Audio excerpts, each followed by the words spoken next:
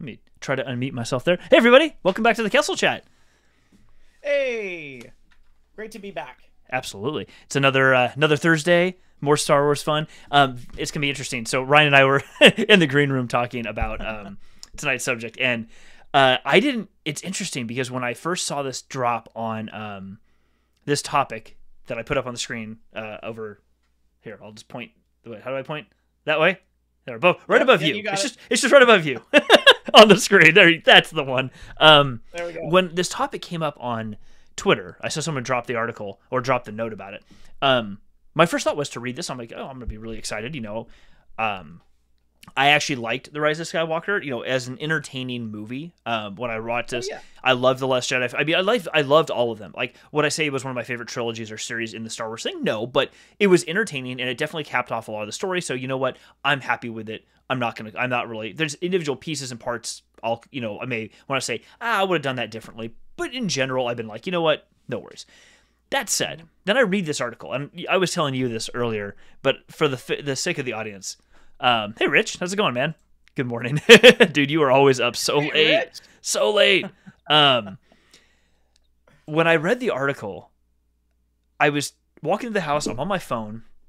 My son's having dinner, and I'm like reading the article again. And I'm like, I'm going to go sit down in the backyard and kind of just before the show, just kind of reread it again because I feel like I must have missed something because, maybe I went through this too fast. I'm on my phone. So I sat down and I read it again. Mm-hmm. And man, as I'm reading this thing, I'm like, it's either, and you help confirm this for me. Like, it's either that I am like missing something when I'm reading this article, or J.J. Abrams is basically saying nothing. He's not telling us anything. Because if I'm going to boil it down, being a complete smartass about it for a minute, if I'm going to be a smartass just about it for a sec, and then we can get the serious stuff. But if I'm reading this thing as a people leader, I'm reading this. And I'm like, you pulled a politician, like you pulled the most classic politician, where you said as many words as you could, and you conveyed the only thing he conveyed in that article was you should have a plan when you do things. And Oh Maybe yeah. it's just me. I don't know if it's just me, but yeah, no shit, Captain Obvious. Like, I'm like, sorry for dropping that like right off the bat, but like, dude, yeah. Like, was this news to you? Because you've been a director for a while now. Like, is that like something that is? Because he said it so matter like almost like this is a discovery I made while I was doing this project. I'm like, you discovered that you needed a plan? Like, okay, I'm very confused by what's happening here. Jeff, that news came out with yesterday's headline that water is wet. Film 11. So yeah, I mean, seriously, it's like the line that really stuck with me was, "There's nothing more important than knowing where you're going." And yeah, I think you said it best. That's kind of a straight up no duh. That's like you know, I got a big old barrel work. full of no shit in it. Would you like some? Yeah, Because exactly. It's like yeah, man, like again, like like what are you talking about? That is like there, what was that Dr. Phil thing, you know, some people don't see themselves until they look into a mirror. It's like this is like some old spun country wisdom. I would have more appreciated a Buckaroo Banzai type quote, you know. or like we could like John Madden on a skadoodle, like yeah. So when the guy circling, when he catches the ball and takes it through the goal to the end line, it's called a touchdown. You're like, thanks for all the value you just added. Oh, as a sports commentator, this is the guy that goes, and then boom goes the dynamite. This is how this is just like the most basic elements, and what it does too is that it says the thing that a lot of people felt, which is that the movies themselves could have benefited from planning. So that's like, hey, you know what? That's fine. And he's saying that. He's like, hey, like the movies could have benefited from planning. But the thing that sits out against it is that this is something that you could have planned. This is something that the only urgency in getting this out was that the property had been purchased and fans were hungry to see like new movies. But there is absolutely no reason why you can't hire multiple directors and at least just say, hey guys, these are our story beats. You know, we know that it's going to be we have these characters, we have these story beats. We know that we want to hit these marks. How we get there, that's up to you as directors and writers. But this is where we want this story to go. And this is where that's troubling. All of these sentiments about like, yeah, you know, like I learned a lot through this, and I'm like, you learned a lot through handling a Star Wars movie? Like maybe not do a Star Wars movie then. Maybe hold off on that. There's a lot of great television. Heck, man, make another Star Trek movie. Work your way to Star Wars. There you go. But again, I think I just like you, Jeff. Like that story really, you know, threw me for a loop. I'll give him the fact that it was an unenviable task to try to come in to do episode 9, but because there was so much that was different in episode 8, which honestly I think Colin Trevorrow had addressed very well in his version of episode 9, which is Duel of the Fates, which is a couple episodes ago we were talking about that, which is one of my favorite treatments. And also does a great job with balancing the characters of Rey and Finn and Kylo Ren. Gives them great arcs and story closure. But yeah, oof. That was all I could think of. Oof. It was rough. Yeah. And so just for everyone's benefit, Steven's on, Rich is on. Thank you guys for being here. I dropped a link to the Collider article with Abrams where the person who actually did the interview. And I think an extended version of the actual interview is going to come out tomorrow, I think is what they said. So the video of the interview will actually be available. You can watch the whole thing. But there's some excerpts from what we're talking about right now, we're kind of venting about, is the excerpts from that interview live that are in this Collider article. And then also, if you haven't read it, you can just Google Star Wars Duel of the Fates and you'll find a lot of in-depth ones. Collider does actually have a pretty good article from a few months back or whenever it was, that gives a good synopsis in just a paragraph or two of what Duel of Fates is kind of all about. It doesn't go through all of the deep details, but it gives you a pretty good idea of like the crux of where the story would be. And the short version is that in that, Palpatine is not the main bad guy. It's exactly who you would think would be the main bad guy, who they've been setting up to be the main bad guy, Kylo Ren. Like, the logical conclusion would be he gets to a point that they have to try to save. I will say that when I've read it, the couple times I've read it, there's an indication someplace, or at least the rumor has said that there's a battle, like a one-on-one battle between, like there is in Rise of Skywalker, between Rey and Kylo Ren, where Luke and Yoda and someone else, Obi-Wan, their Force Ghosts help out, just like it happened or similar to how it happened in Rise of Skywalker, but it takes place on Mortis. And I'm not a big fan of it. When I've thought about it, I'm like, I'm that piece I would like. That's one of those little details. Like, probably don't do Mortis, because you'd have to have watched the Clone Wars animated series and that 3-story arc for that to actually make any sense to you. Everyone else would be like, I don't really get that. But I'm picking apart a draft of a screenplay from 5 years ago. So I'll leave that alone. But yeah, this was tough to read. For a host of reasons that we talked about, but thinking from like a people leader perspective, or like just being a leader in the industry or an influencer in the industry, you're somebody, whether somebody likes Abrams' style or the content he's put out a lot of really big name things, from Lost and a variety of other things in his portfolio. When you look at them, they have a tone to them, they have a style to them, and he's done a lot. He's a lot of experiences. When I've heard him talk in other cases, even when he's been interviewed when he was making the Star Wars movie, listening to how he talked about it, you're like, wow, okay. He's going to do his best to close this thing out. We're going to get a good movie out of it. It'll be entertaining, fantastic. And at the end, we did get that. But to hear this article, and you had some really good points on this when we were talking before, to see this article, it's like you're either trying to be really political about how you dance a line so you can continue to do business with Star Wars, or you're trying to not burn people in an industry. I don't really know, but this feels like, why did you even agree to do this article if this is all, or this interview, if this is all you were going to say? Because you said so little with so many words that don't really help anything. We're all kind of left to think, like, what are you talking about? That, I don't know, man. I get a really strange sense from how the interview went. No, man. So, like, okay, you and I, we have to present on our projects all the time, and we have to present on the work of our team. And because of that, we will always do our best to put our best work forward. And one of the things that I always think about is I always like to say, hey, I'm really proud of this, and I think we as a team are proud to present this. And that is absent from this article. Like, he is doing a slow walk back from there's a lot that's said in what I feel like is almost rambling at times. But there is a lot between the words, which I think you're kind of hitting on, which is he's trying not to throw people under the bus. He's trying not to say, oh, well, Rian Johnson painted me into a corner. He's trying not to say that fan reaction made me do this, or that Kathleen Kennedy made us do that. But because he's giving such non-answers, it creates this vacuum of like, what, because he's not saying it's one thing or another, or that he's proud of the work that he delivered, at least in what we have in these excerpts. Yeah. What he is saying is everything's the problem.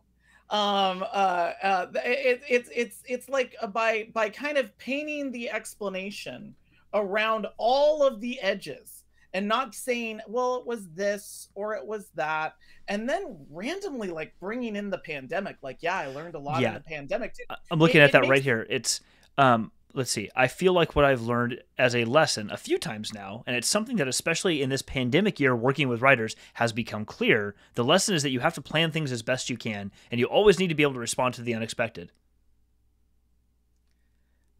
Again, I want to say, like, oh, this is gonna sound terrible. Are you new to this?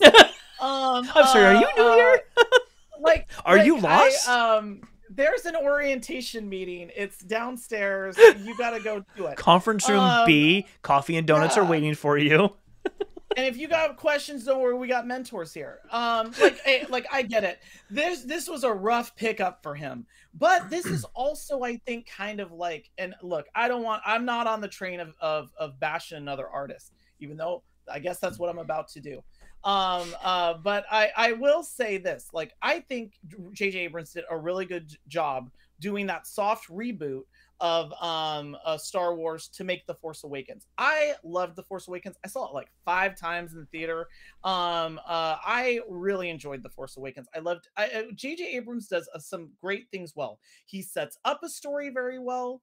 He casts a movie in or a television show or anything very, very well. You look at the Star Trek movies, you look at the Star Wars movies that he did, you look at even the television shows that he's been involved in. The casts are unbelievable.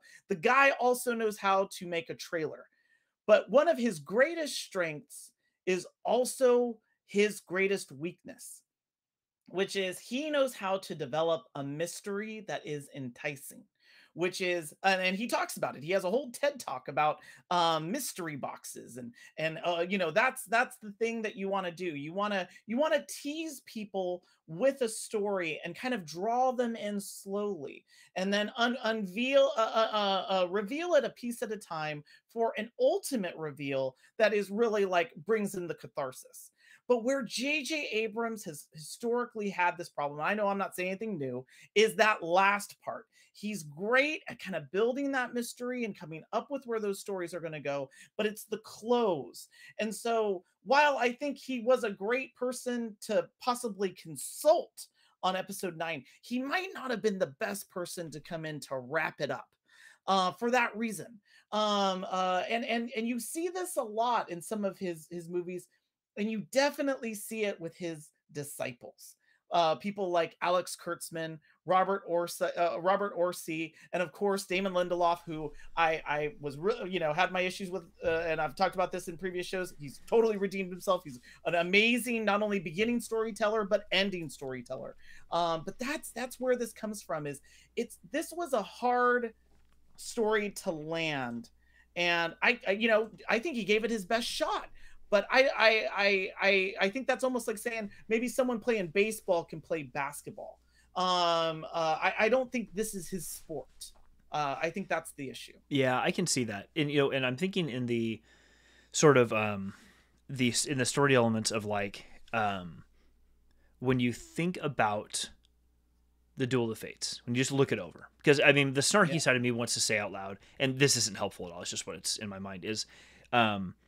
Yeah, dude, you're doing the script. You rewrote this thing. Why didn't you just call Rian Johnson and talk to him for a couple of minutes? Like, just give him a buzz. Like, I'm pretty sure you could have called the guy.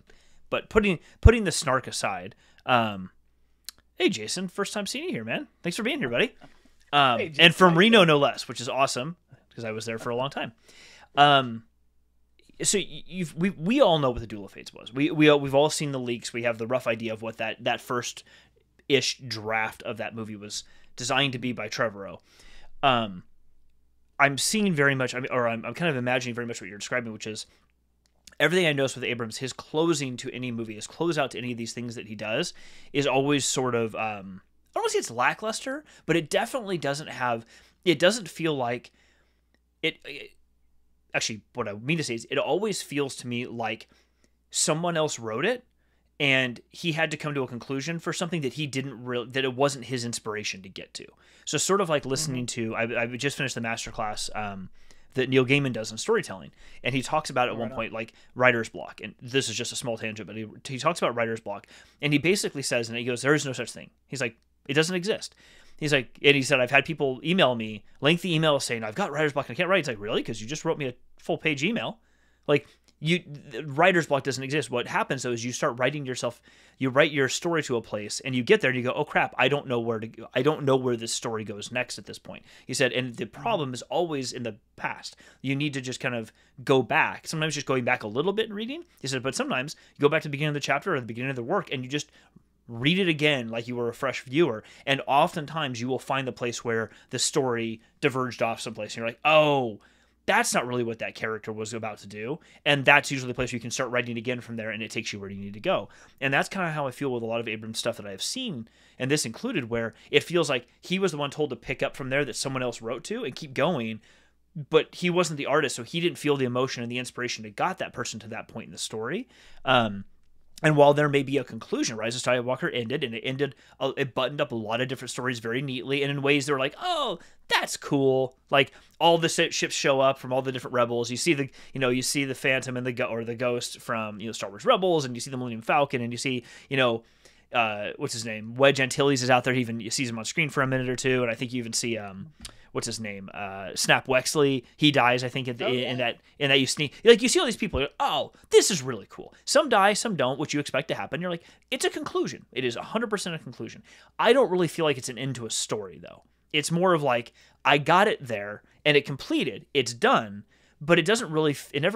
There are parts of it that work, but it definitely to me feels like he had to finish somebody else's story and didn't write his own at that point. I may be misreading it, but that's the feeling that I get. And I'm with you that, like, why didn't you just call that other person? And I know it's never this simple. It's always more nuanced. But why don't you just call them and have them work with you on the screenplay to try to continue this story to where it might feel more naturally? And then you direct it and make it look the way that you would normally direct it and organize those actors and shape it on film because you're really, really good at that. Like, make it more collaborative. Because when you read it, when you read all the articles, he very clearly came in and then he sat down with one of his co-collaborators and wrote a brand new script from scratch and didn't even touch the Trevorrow stuff. It's like, we're just going to write our own that the studio is going to want to see because there were too many disagreements before, which leads me to a whole other thing about like, well, those creative differences existed. Did he just really come in and be like, look, you were just hiring me. You hired me to come in and as the consultant who needs to clean up the previous consultant's work who screwed up, I'm just showing up here to button this thing up and be done with it. I don't know. And I don't want to assume that that's the case, but it almost has that sort of vibe to it. No, and I mean, I also want to say, like, I get it. Like, there's an old Air Force thing, which is any landing that you can walk away from was a good landing. And I get the impression that the crew coming out of episode 9 was like, we did it, like we got this done. But I think that I think that it's all in the. And it's funny because, J.J. Abrams is apparently learning these lessons right now. I think it's a lot in the what story, like it's recently someone was telling me, I start most of my projects with why. Why am I doing this? Why are we doing this? Yeah. And I think that is a great thing to do because that would have been a great, why are we doing this episode 9? Like, obviously it's there is a movie that's there. We got to make a movie, but then you can start getting into, well, what's the story that you want to tell? Like, what is the point that you want to make? And then it stops being about set pieces that you're having your characters hyperspace skip to, and it starts being about things that you really want to tell in a story. One of the things that I keep thinking about, I know we talked about this in a previous episode, is you could have done a total surprise for the audiences, which is end episode 9 on a cliffhanger, do a full reset, J.J. Abrams, end episode 9 on a cliffhanger, and then guess what? There's an episode 10. None of us saw that coming. Whoa, that's like Luke, I am your father type of reveal. And by the way, I know it's just probably someone's going to say, it's not Luke, I am your father. It's no, I am your father. So I'm throwing that out there. I know that line. But I think what was more important was getting the movie out and getting it out on a timeline than necessarily taking that moment, even if it was 3 months, and going, hey, you know what? We got to workshop this.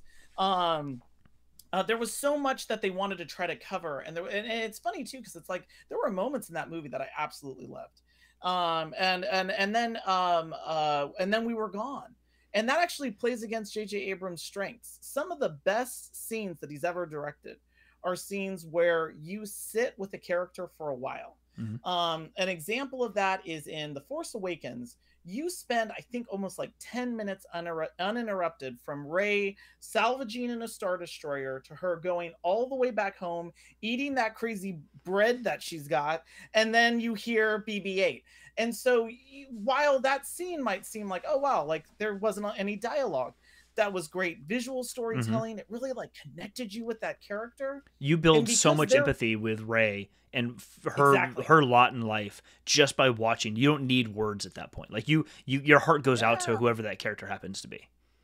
And they were like, we don't have time for that. I felt like there was someone in the editing room saying, look, people don't care about things. And I know that this is another line we brought up in the other episodes, but it's the Ed Wood line from the movie Ed Wood.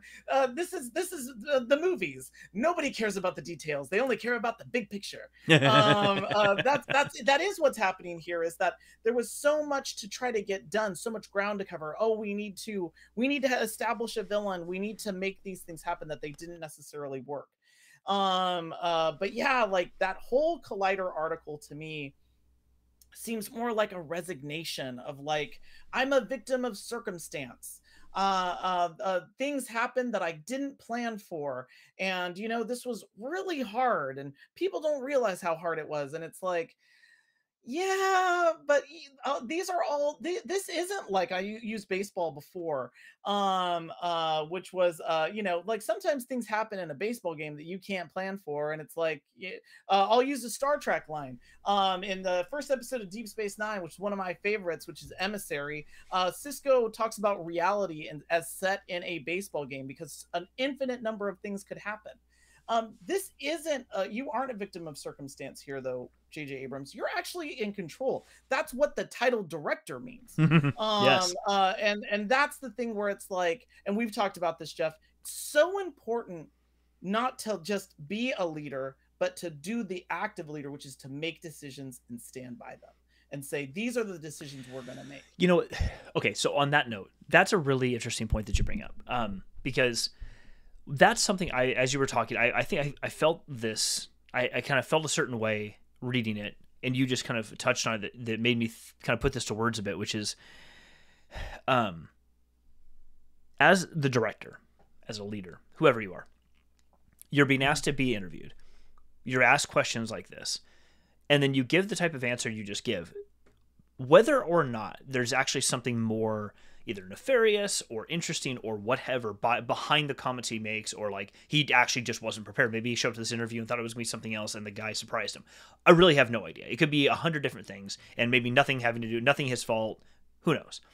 But for the sake of argument, the way that he answered the questions, to your point, feel to me very much like somebody who didn't prepare, who doesn't and didn't really think about these sorts of questions in advance, which is in of itself problematic because you were the director of the movie, you co-wrote the screenplay, so I'm a little confused how you would be confused unless there is something else you're trying to take care of here that you didn't plan on having to address in this interview.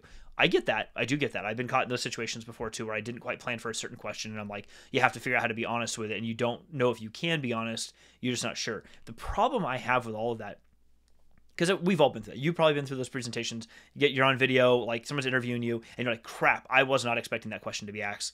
Oh, I wasn't mentally prepared for it, whatever. Like, that happens. That's fine. And everyone can be forgiven for that. But in this, my issue is that the way that he lets himself continue to sort of almost ramble is what it feels like, leaves you, and we all know this, it leaves so much room for reading between the lines. Even if there isn't anything there, there's probably just somebody ill-prepared for what he did in that moment.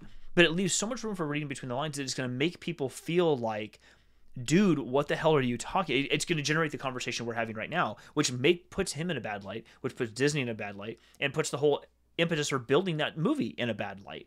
And it sucks because it really starts to take away from what, you know, I'm at the end of the day, I could go in right now, watch Rise of Skywalker, and I'd still be totally happy. And it won't be a big deal. But there's a lot of people who won't be, who might not have experienced it, who aren't as interested as you and I are, and they may see something like that and go, I don't know what is happening here. Maybe I just won't, you know, subconsciously, maybe I won't even get involved with Star Wars. I don't know. This just feels off to me. I'm not going to be a part of this, whatever.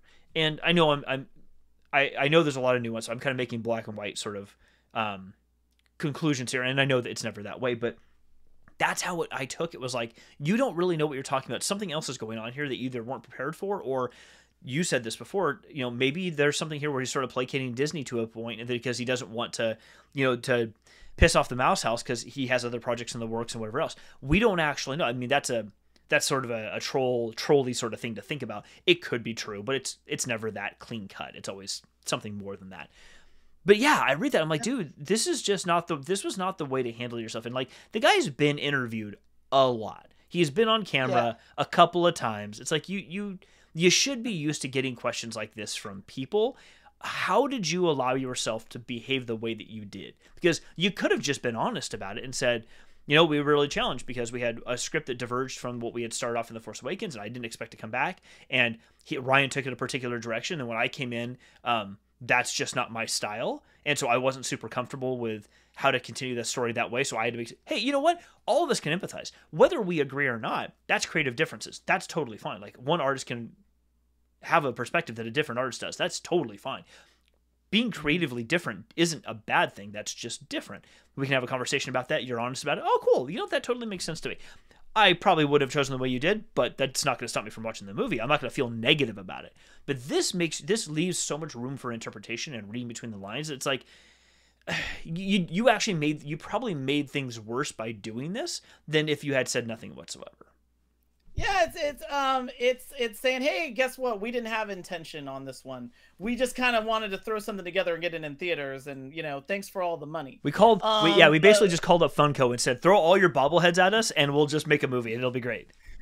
Yeah, and I guess, like, look, there's this is some good old ranch wisdom, but there's a thing that I grew up hearing a lot, which was the way you do one thing is the way you do all things. And you were talking about how maybe he wasn't prepared for this interview, and I'm thinking maybe that's just his MO, because he's just said, I went and filmed the whole movie without, you know, I didn't really have a plan. And it's not like, and look, I don't want to, this is gonna be, you know, red cameras are cheap. You know, let's just get a couple of them. Yeah. We'll put some movie together. It'll be fine. You know, it's one of these things too where it's like, it's not like J.J. Abrams. This is the types of questions you get all the time. Hey, that ending with Felicity, that was kind of weird. Like, 2 endings. Like, what was the issue there? Hey, that ending with Lost, like, that was really kind of strange. Like, where were you going with that? Hey, that ending in Star Trek Into Darkness. So, like, does Khan's magic blood work for everybody? Hey, that other movie that you finished and it didn't necessarily land. Where were you going with that? J.J. Abrams, these are the questions you get all the time. You should be ready for this. But yeah, I think the worst thing that was said, and he could have said a bunch of other stuff. He could have said, oh, I'm really proud of the movie that we made, but I'm worried. I'm worried that, you know, maybe we could have had, if we had more time, we could have told it differently. There's all of these different things that you could have said, but to say, you know what I learned was it's critically important to know where you're going. That says a thing that a lot of toxic fandom has been saying, which is, oh, these movies never had that type of intention, or they didn't have a story. And so then it supports that. And so that's kind of one of those things where I'm like, ooh, you know, this whole article could have been called Oof, the J.J. Abrams story. And the thing that there's a great YouTuber, Star Wars Theory. He actually does a walkthrough of this interview because it's on video recording. And even J.J. Abrams, he points this out. I'm not going to take this because he said it. He points out just the body language, like how he just gets super like stiff, and it's like he gets really tense. And I mean, he could have even started the answer by doing something like, you know, I mean, it was like I don't know, man. Yeah. What do you want? Like, yeah, at least then you can pick up a glass of whiskey and like take a shot. Like, oh, okay, I get it now. The dude's exhausted. You cut him on a bad day. We'll come back another day and do the interview. like, no, exactly. I, you know, and you can just say like, hey, like, you know, we gave it a great shot. Like Peter Jackson, we were talking about this, Jeff. You know, there's movies that have a clear line of sight, and even movies that are saved in editing. Star Wars, if we're honest. A lot of great things happen in Star Wars because of the editing. The Lord of the Rings trilogy is by far an amazing film series, planned end to end. They did have some changes that came up in the middle, but they planned it pretty much end to end. They knew where they were going. Of course, that was the same filmmaker through all 3. The Hobbit, though, same filmmaker through all 3, and that was one of those things where it's like they didn't know where they were going. They kind of had an idea of an ending. This is almost the exact same story where they were like, we know what the cover of the book is, and we know what the last page is, and then we're just going to shove as much movie as we can into those middle chapters. I had going on a rant here for a sec. Definitely soapbox moment. back in the early 2000s, I was working. So Jason, if you're still watching, you'll recognize this. So I worked at Harley Davidson Finance, which was in the north side of Carson City, and Western Nevada College is in Carson City on the kind of the other side of town, just directly opposite of where I was working at. And so I had gone to school for my CCNA, and I ended up teaching. I was teaching the networking academy for about 2.5, 3 years. And the guy that I worked for, who hired me, was a massive Tolkien fan. Like, the dude could probably quote the Silmarillion without even, just open his eyes, get a cup of coffee in the morning, and he will recite the Silmarillion to you. Like, he knew it back and forth. So when the Lord of the Rings movies came out and he watched them, he just had no real positive things to say about it.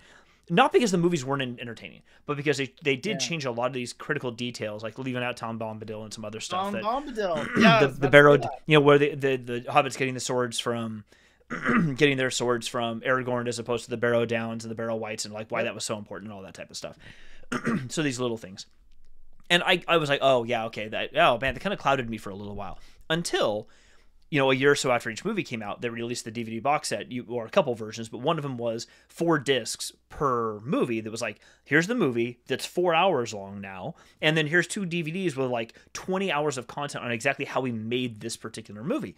And in each of them, the first like 4.5 hours of those DVDs was just interviewing people like scholars and Tolkien and authors and artists about who Tolkien was, and then they would talk to like Philippa Boyens, and they never talked to Peter's wife Fran because she doesn't go on camera, but they were like, they co-wrote things. And as they talked, Philippa said several times, well, we changed this part in the script because one example was in I think it's the Two Towers, in the Two Towers movie, not the book, because the timelines are different. But in the movie, when what's his name, Frodo first meets up with Faramir, and Faramir actually is like sort of tempted by the ring. I'm taking the ring. I'm taking you and the ring to Gondor, and they get to, Osgiliath and all that stuff. In the book, that does not play out that way at all.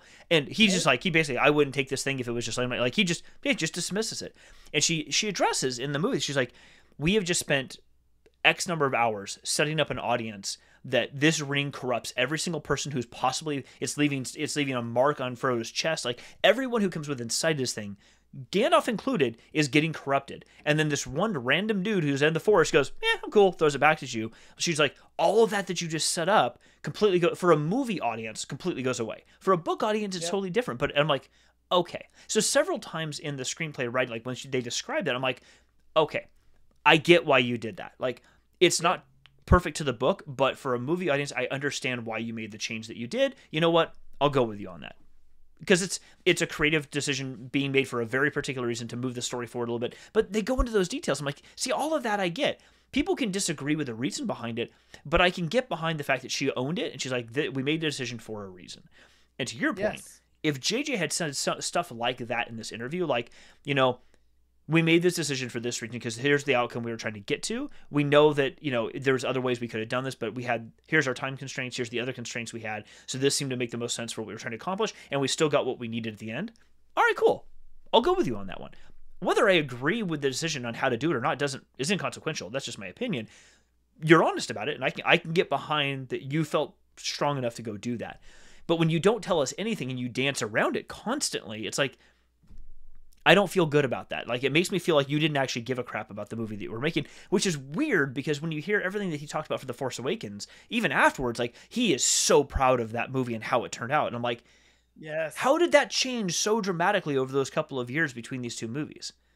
I don't, what else happened here? He's a great setup man. J.J. Abrams is like a carnival barker. But somebody else has got to make whatever's in the tent. You know what I mean? Like, that's really the thing. Like, he, like I said, he's got a great vision for the setup. But again, it really comes down to like, and I think that this is a thing that honestly, like, the Star Wars side of Disney really has to get a handle on, because this is happening a couple of times over there, which is they hire people to come in, and then they get nervous because of some reaction, and then they run to safety. But I'll quote another director, which is who famously killed off Spock, Nicholas Meyer, in Star Trek II. He said, in universality, you lose specificity, but in specificity, you gain universality, meaning if you make a decision and if you tell very specific stories, more people will be able to relate to it, and it'll really bring in an audience. And what I'm seeing, and this happened in the Solo movie, it happened in Rogue One, it happened in Rise of Skywalker, is they hire really, big talents like Gareth Edwards for Rogue One. They hired Lord and Miller for Solo, and they hired Colin Trevorrow for Rise of Skywalker. And when it started to move in a direction that they got nervous about, and I get it, it's show business, not show charity. So they got nervous, so they pulled back. They kind of overcorrected. Yeah. And with Rogue One, they brought it back to the cinematographer, who was an amazing cinematographer, and that really did help Rogue One. With Solo, they brought it to Opie Taylor, and Opie Taylor, he's a good director, but that, I don't know if that was his bag. Again, maybe not his sport. And just like with Colin Trevorrow and where they were taking that story, the Duel of the Fates story, and I'm not saying one is better or worse, but that one was making decisions. They got nervous and they brought it back to someone that they felt was safe. And safe very rarely works in movies. Yeah, I can see that. And it does have me really excited. And I'm not gonna. There's too many haters out there, in my opinion, for Kathleen Kennedy. I don't want to get into that. I don't want to swim in that pool, because it's just I don't personally understand it. Like I see it, but I'm like, at the end of the day, she's not. In my opinion, she's not the creative head. I mean, she might be in the position, but she is not Kevin Feige. She's not Kevin Feige. Yep. She might be in a similar position. I don't know, but how they view it. But she's not a Kevin Feige, and we shouldn't think of her that way, in my opinion. So I will say that I am actually really happy that, other than the misunderstood news that some people on Twitter dropped about Dave Filoni, it's like that actually happened, a year or so ago. But that being said, I'm actually really glad that this trilogy is done. The latest trilogy is finished. I know that we've heard several times on and off that Rian Johnson's making his own trilogy. I'll be honest with you. I really hope we don't see any more trilogies. I don't want to see more trilogies. Yeah. I would much rather them do, if they're going to do continuous movies with other things too, follow the MCU form, or at least be inspired by the MCU format, where you have these point movies, like you have an Avengers and various Avengers movies, and they do pick up. But they don't just pick up at the end of wherever the last movie ended. They pick up sometime later, informed also by events of other things that have happened between this movie and the next movie, including animated series, live action TV series, etc., etc. And then you can pick up the next movie with somebody else's story. It doesn't even have to be the next part of the same story you were already telling. It can be someone else's story.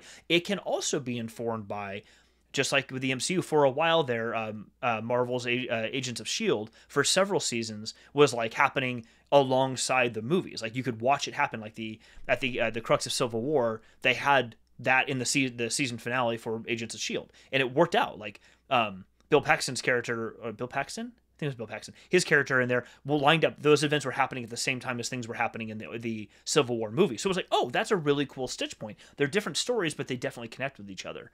And I'm really happy that, whether people like Jon Favreau or not, because I know there's some contention there in haters and stuff too.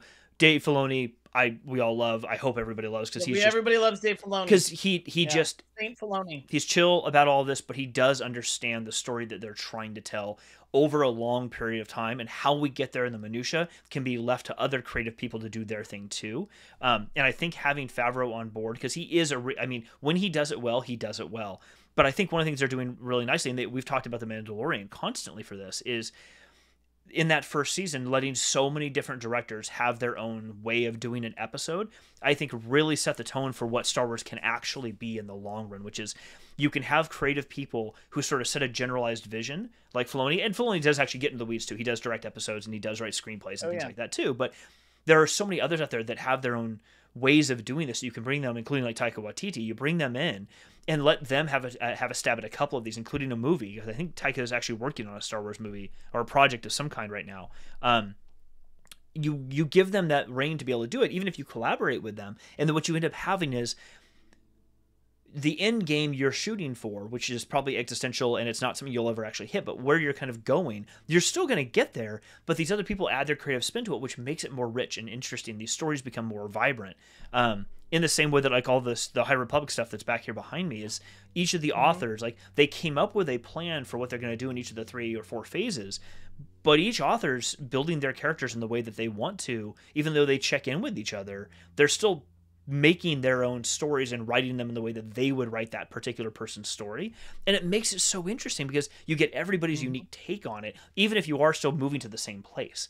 And I really feel like, especially with the trilogy idea, I really want to see that idea fade away. I really don't like this idea of trilogies anymore. You've said it several times. It locks you too much into a date that you have to hit because the next movie's got to come out, right? It's like, but it doesn't. Like, you've said it before. The trilogy could have been a duology and been just as cool. It didn't have to be 3 movies. Yeah, you could have just ended it. It's funny. I agree with you. I want to go back to a thing that you said, which is, I also want to reinforce this. I don't like the hatred for Kathleen Kennedy. I feel like she's become a very easy target, and I get it. But you know what? I give her a lot of credit because she stands up in front of fans, and she hears what is being said. So I'm going to give her a lot of credit for that too. But she's an easy target because she's just the head of that company. Yeah. And so that may, for Lucasfilm. And so I think that it's unfortunate that a lot of things are going her way. I think a company makes decisions as a whole. And I also think Disney is always looking downstream from there.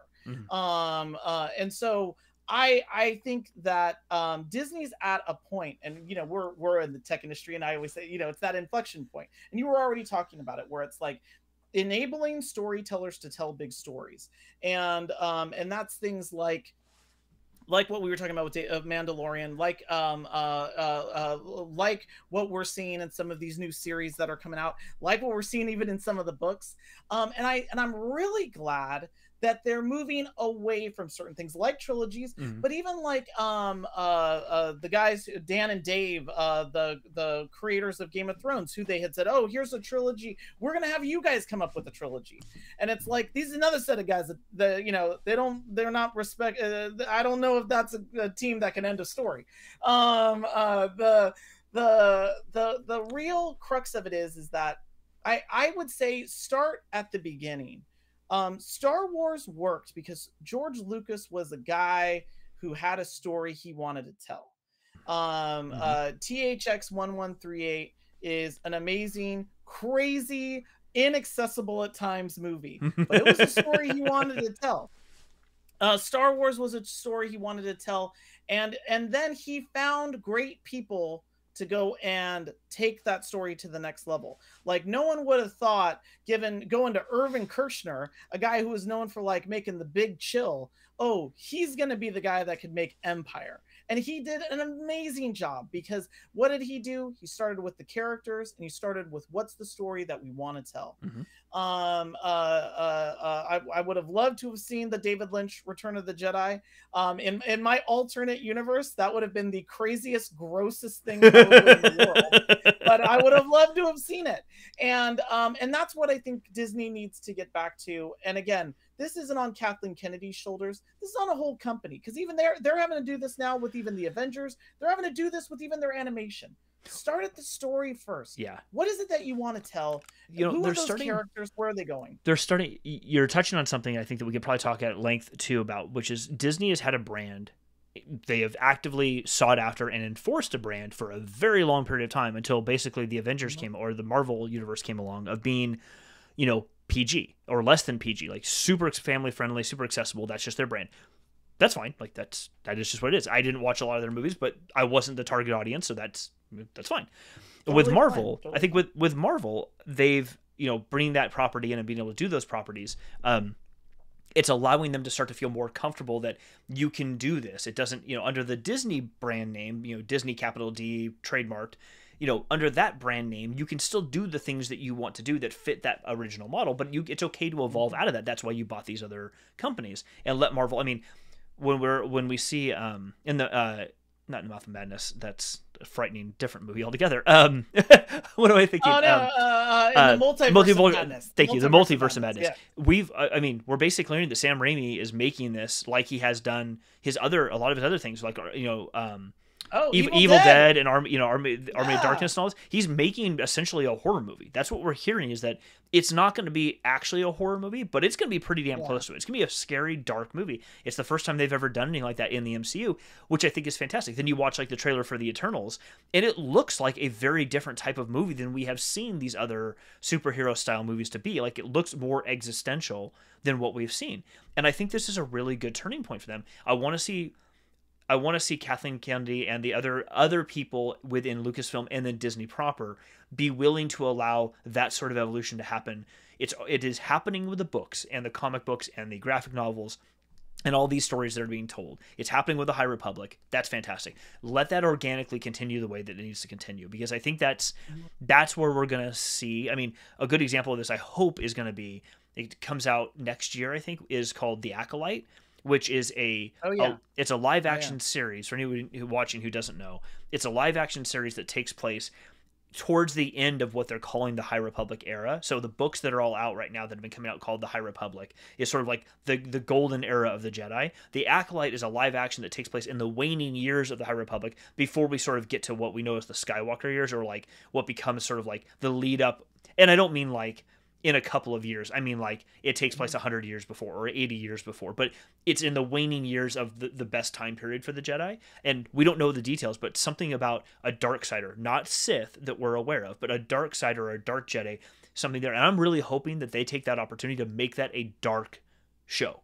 Not be campy, not be silly, not be typical Star Wars, but be something that's actually kind of dark and darkly emotional that makes you really feel the grit that in what it could be. I hope that that's what they do. Sort of like what they're doing with the Bad Batch right now in the animated style, which is, it is a much grittier version of animated series than we've seen so far. I mean, at least starting out that way. Even Rebels, for that, Rebels and Resistance, they might have dark points or get to like a more heavy place, but it takes them 2 or 3 seasons to get there. Whereas the Bad Batch starts off right away in the thick of it. And I like that. Continue that. Like, it doesn't always have to be that way, but let people explore those pathways, because those stories exist in this larger this larger galaxy that is being told. It's not all unicorns and rainbows, or like the space wizard showing up and everything's happy. Like, there are darker parts that need to be shown. That creates the intensity and it creates the richness of these stories. Yeah, and I would just say this too, like, especially to the people that are watching this show, that what Jeff just said, we've had episodes, and I would say the vast majority of our episodes are episodes where we're like crazy excited. The whole last episode we spent just talking about how happy we were about video games. And then sometimes we'll turn a more critical eye to some of the things that we're looking at, because we're fans that can do that. But I would say the thing that you just said is what makes me keep coming back to this world, which is there is a promise here in that universe. And I am excited about where that can go. And I'm excited about where the filmmakers that, for example, Disney's been building up. And I'm going to bring up Sac State's own Ryan Coogler, who did an amazing job with Black Panther. Oh my God, and brought a level of complexity to the Marvel movies. There's a reason why that movie was nominated for Best Picture. Mm-hmm. That's a solid movie. It's a damn good movie. And that's exactly what I mean. Like, I would love to see filmmakers like Ryan Coogler coming up into Star Wars. I'd love to see Ryan Coogler, what he could do in the Star Wars universe. But I would say this, like, there is so much promise, and not to rob a line that might be overused, but as the lady said back here, there's hope. And that's the thing that I'm probably the most excited about, is that I see some decisions that are being made that are in all of the other properties that are exactly where I would take this story if I was there. Again, I'm available for hire. But the thing that I think is great is that there is so much that's still left to be told. There's still many great stories. I want to see that Cassian Andor story. That's gonna be awesome. I want to, right? Like, I want to see all of that stuff. So I'm excited about where that's going to go. But I would say this: Star Wars does its greatest work when it puts its characters ahead of everything else. When it's like, this is a character-driven story first. And I would say that's almost all of the great stories that we have, is when they're led with the heart of a character first. So that's my 2 cents. I know that this episode, again, we always have an episode where sometimes we take a turn into a more critical eye. This was one of them, but I feel like it's a good evaluation, and honestly a recommendation. But you know, if anybody's listening from the Disney side, to two people that are like passionate fans, and where you know, the importance of make some decisions, take some risks. It's okay if you fail. If anything from the tech industry, as we know, fail fast and learn. Yeah, it's okay to fail. Just as long as you understand what happened, then you just move on. It's no big deal. Like, it doesn't have to be like, okay, we'll pull back on the next one so we can make some real money. Don't do that. Like, that's not the thing to do. And that is the better answer to the question J.J. Abrams got. So yeah. Yeah. Well, listen, everybody, thank you, everyone who's still sticking with us. We really appreciate having you. We're a little bit long tonight. The last couple episodes, we got a little bit longer than we usually do, but that's okay. It's been awesome, dude. This has been exactly what I think we needed to talk about tonight. Not just the sort of like getting into the weeds of this new property that's out or whatever else. I did get 3 new bobbleheads that came in today, so that's kind of exciting. I told my wife I did agree with her that I need to like slow down on my swag order. So I got a Drogu right here. I got a Obi-Wan, and I got a Wrecker from Bad Batch, and it was really exciting to get my Funko order. But I'm like, okay, maybe I can slow down on the bobbleheads just a little bit. But yeah, everyone, thank you so much for being here. Really appreciate it, Ryan. It's, as always, it's a blast to get to do this with you. Oh yeah, I look forward to this every single week. Look forward to having our viewers who get to listen to this. Thank you so much for joining us, and yeah, Jeff, as always, thank you for inviting me onto this show. I enjoy it so much. It's a blast, man. Everybody, thank you for being here. We really appreciate it. Have an awesome night, and we will see you guys all next week on the next show. Take it easy.